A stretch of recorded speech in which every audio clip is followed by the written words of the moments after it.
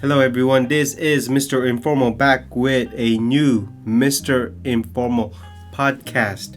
We are on the Mr. Informal podcast 196. 196, 4 more to go, and we are on 200. Yes, 200. Can you believe that? Yes, I can. So, I just want to say that I hope you are doing well. I hope you are healthy. I hope you are enjoying the summer season or winter season, spring season, wherever you are in the world. Certainly, I'm just glad that this whole pandemic, the coronavirus, China virus, whatever you want to call it, is coming to an end. And first, also, please do not forget to add me on Instagram, MisterInformal. And then check out my website, mrinformal.com, mrinformal.com. So, what do we have for this podcast? Well, number one is Chipotle will be accepting cryptocurrency. Yes, crypto food. Number two, this thing called Authentication, where nobody wants to sell fake things, aka StockX. Number three, Prada drops. They are getting on monthly drops and also selling NFTs. I'm sure they're not the only one. And last but not least, Nike is focusing on women. Yes, could you believe that? I mean, should have been done a long time ago.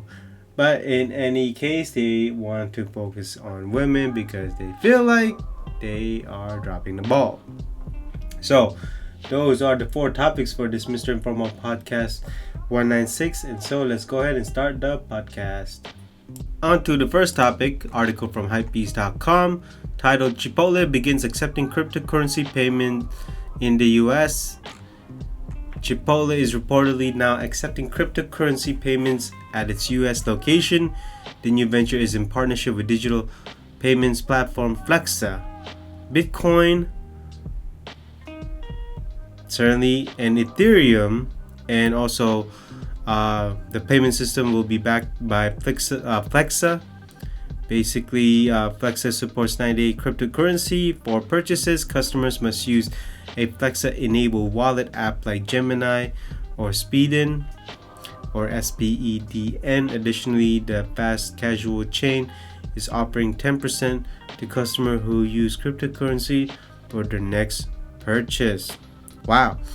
Alongside Shake Shack, Starbucks, and more, Chipotle is the latest in a line of fast food restaurants beginning to experiment with cryptocurrency. Well, you know who they're waiting for. If McDonald's somehow suddenly accept cryptocurrency, wow, that will be a game changer. Yes, Starbucks has introduced it, Chipotle and also Shake Shack, but I think McDonald's would be the biggest one. Now, I am not surprised by this. I think this is great. Certainly, this is no different than using your phone to make payments or using your credit card to make payments. Although, since it is cryptocurrency, it's much more private. But don't get me wrong, I mean, nothing is private nowadays. It's just much more private. Certainly, I think cash is just better because you can't trace cash, but whatever. Now, they said 96 cryptocurrency. I'm sure Dogecoin is there, Shiba Inu is there. I mean, the list goes on and on. I won't be surprised if other food chains or food or restaurants will accept the cryptocurrency in the future. It's just that they are just concerned about the stability of cryptocurrency. But nonetheless, this certainly is the right directions, or a few more steps to the right directions, because as more and more chains are accepting this, the movement of cryptocurrency is rising and getting bigger. Certainly, I think with inflation, cryptocurrency also has its advantage, especially on an inflated market, because as you can tell with cryptocurrency, no one can control the currency itself. No one can. It's up to the market. With your dollar, with your pound, with euro, you have the central banks, or you have each country controlling it, and many people are not a fan of that, and certainly I'm not, because you have one entity controlling currency, and this is where cryptocurrency comes in. And so overall, the article, or Chipotle, is certainly accepting cryptocurrency, and that's definitely in the right direction. On to article number 2, Authentication from Retail.com, titled Fashion Pile Opens Authentication Center Showroom in NYC. Luxury resale retailer Fashion Pile expanded its footprint with the opening at 60,000 square foot authentication center and showroom in the West Chelsea neighborhood of New York City last week. In addition to housing corporate offices, the space will allow customers to shop the retail's collection of high-end bags and accessories while getting an inside look at how authentication process works. The center will hold procurement offices for customers to bring their item to sell. The space also contains a high-security, climate-controlled storage area called The Cage, which holds 15,000 handbags and accessories. Wow. So everyone is trying to get in this authenticating thing. GOAT, certainly. StockX is having trouble with authenticating their stuff because they're selling fake stuff. I know that eBay is certainly a big part of it. They've been marketing their authentication with watches, with shoes, and also other high-end stuff. So everyone knows when it comes to luxury, replica, fakes are a big, huge problem. Also, they are a big, huge market. Not only that, they're just getting better and better. The fakes look like the real thing, and the real thing look like fakes. And so it's really hard to identify what's fake and what's not. Also, the only pure proof of what's real, it could be receipt or the person actually buying at the store, making sure they have history, so and so. But in the end, it's really hard. That's why you have to have expert, not just some new hires. I think when you create an authentication, I think you have to have people with experience, also knowing the market, also knowing the brand. You cannot just say, oh, this thing is authentic. No, you got to train people, right? And I think that's what's missing in a lot of these companies. A lot of these companies think that it's that easy to authenticate stuff. I've said it before, I've said it again. The real thing look like fakes, and the fakes looks like the real thing. So how do you expect a person to identify what is fake and what is real? Well, we'll see. Fashion Pile is certainly investing huge with this type of office because it's just an authenticating center to make sure what they're selling is authentic or genuine, and they want to be transparent to the customer. So the resale market is growing popularity overall, with funding going toward re-commerce. Companies and retail giants entering the space over the past year. Target and Fabletics announced clothing resale programs with ThredUp. Urban Outfitters also stepped into the arena by introducing Newly Drip in August. Additionally, high-end resale brand Rebag raised $33 million in December to support store growth. So all this resale stuff and secondhand stuff is certainly going to be huge, and it's also going to even be bigger in the next few years, especially with this inflation stuff where the new stuff cost is rising. On to topic number 3, titled Prada Plans Monthly Product NFT Drops, from Retail.com. Basically a lot of Prada drops. So feeding into growing metaverse hype among brands, Prada is releasing a time capsule NFT collection which features gender neutral physical products and a gift non-fungible token. The company announced in a Monday press release Retail died. The brand is also launching Prada Cryptid, a community server on Discord where Prada fans can discuss fashion, art, film, music, and Web3. The brand will host monthly 24-hour online event starting June 2 where shoppers in select areas can buy limited edition time capsule items on its website. The June 2 time capsule will feature black and white shirts and artist Cassius Hurst mask and brain scan design. Customers who purchase time capsule products can receive their own Prada NFTs, according to the press release. Prada NFT holders will be able to access exclusive benefits and future product releases. Now, this is just the beginning for Prada. Also, not only that, I'm sure they're not the only high-end brand that's doing this. There's probably a lot more. Also, I'm quite curious about what they mean by time capsule NFTs. And in the article it says that the Prada time capsule NFTs are issued on Ethereum blockchain. So they're going to use Ethereum blockchain for that. But in any case, me, as you know me, I like physical items. I'm not a fan of digital items. I mean, the thing is with these NFTs, I'm curious as to, is it one of 1, 1 of 20, 1 of 100? How exclusive is this? So it really depends. So they want to create custom capsule collection of the Prada's America's Cup sneaker, which came in 4 styles and 22 variable. Well, that's not really exclusive. That's not really limited. But I guess this is just for the fans out there. I mean, if you're really a truly hard Prada fan, maybe this is you.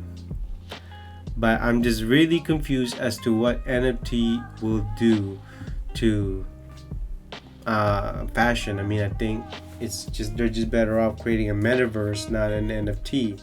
I feel as though when it comes to fashion, NFT is not a good option. I think a metaverse is a better option to market and also to create an experience, also to give customer an exclusive access of the brand.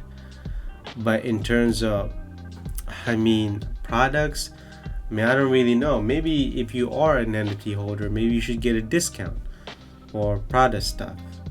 I mean, that's just me, but I think this is just a better, same in any kind of brands. It doesn't have to be luxury. I think that if you're gonna buy an NFT for any product, I believe that you should at least get a discount, but I'm not sure. So other luxury brands including Cartier, Louis Vuitton, and Bulgari are also part of the Aura blockchain consortium. Interesting.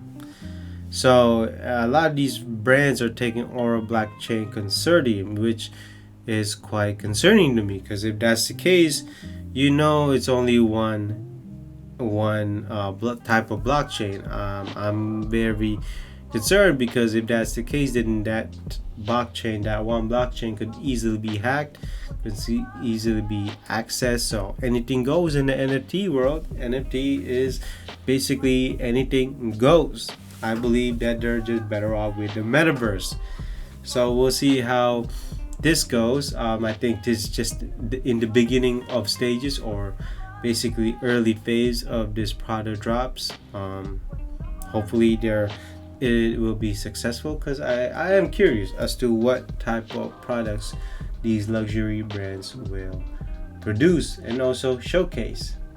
So on to the last topic, Nike women. From retail dive 50 years in, Nike's game plan for winning with women. The athletics retailer is simplifying its leggings and bra strategies and emphasizing deeper inclusion as it looks ahead to the next 50 years. Interesting, right? So, companies adopting the motto "We are never done" to celebrate the occasion and resurrecting Spike Lee's Mars Blackmon character for a campaign in which Blackmon gets a talking to from a new character, Zimmy, about all of the young athletes changing their respective games, including Nike-sponsored Chloe Kim and Naomi Osaka. The past was great and all, but the future is on deck, Zimmy says in the ad. So, As is standard for Nike data is a big part of the retailer's plan. Also, Bridget Monroe, women's research director at Nike, said retail's investment in women-specific innovation has doubled in the last 2 to 3 years and is accelerating and outpacing any other investment in innovation. As part of the effort, the company has scanned tens of thousands of consumers' bodies, which have been added to a virtual database of sorts, and Nike uses to test and design products for different women's bodies. Unbelievable. Tens and thousands of women's bodies. These data visualization are really great because they allow us to build maps of or places on the body where she sweats and where she needs to be cool, how she moves, and where we might need to place different fabrics and materials. Unbelievable. Could you believe that? Nike being in this 50 years, you're telling me you're just doing that type of research? You couldn't do that research 30 years ago, 40 years ago? No wonder Lululemon, Athleta, and all these other more women clothing or athleisure brands are doing better than Nike. You're actually kidding me, right? So, moving on to the article, bras have been a particular focus point for Nike. The brand changed its cup sizing to offer bras in 70 different sizes and has also simplified sports bra offering. You have different sizes, and yet Lululemon doesn't even have more than that, and yet they're doing better than you are. It's absolutely ridiculous. So, the result is an emphasis on 3 core franchises, which will now be available in low, medium, and high support. And that way, women can choose which style they prefer and then find it the support level they need versus not being able to wear a style they like because it doesn't provide adequate support. So, Nike is simplifying its legging strategy in a similar way and will no longer break out its leggings by categories like running and training. Instead, the company will focus on 3 legging franchises: its Universa, Go, and Zenvi styles, which are differentiated instead by how they feel. What? Anyways, so it seems like Nike is lost in my perspective, that they don't even know what they want to do, but they are rebranding and refocusing and changing their whole method of marketing to women, which I don't understand because this should have been done 30 or 40 years ago, and yet for some reason they're just doing this now. So this is why. I mean, look, if this was any brand, I think I'm much more lenient. But since this is Nike, the number 1 sports brand in the world, and you're telling me that you are getting beat by smaller brands, it's unbelievable. It's absolutely ridiculous. Not only that, if you go to all these Nike store brands, the men's have a bigger space than the women. It's not equal. Like, let's be honest. I don't think Nike was really focused on the women. I really don't think so. They're just focusing on men because men just happens to buy most of their stuff instead of women, and women seem to go to other brands instead of Nike. They don't see Nike as fashionable. They see Nike as more focused, and even if they are focused, they would go to other brands for that. So, in any case, I am shocked that Nike is just now doing this. If they fail, hey, I would not be surprised. And so that basically concludes this Mr. Informal Podcast 196. I hope you listen. I hope you enjoy listening to me from beginning to end. And if you did, I appreciate it. Also, hopefully I gave you some insights and also some made you think sometimes of the topics I just discussed.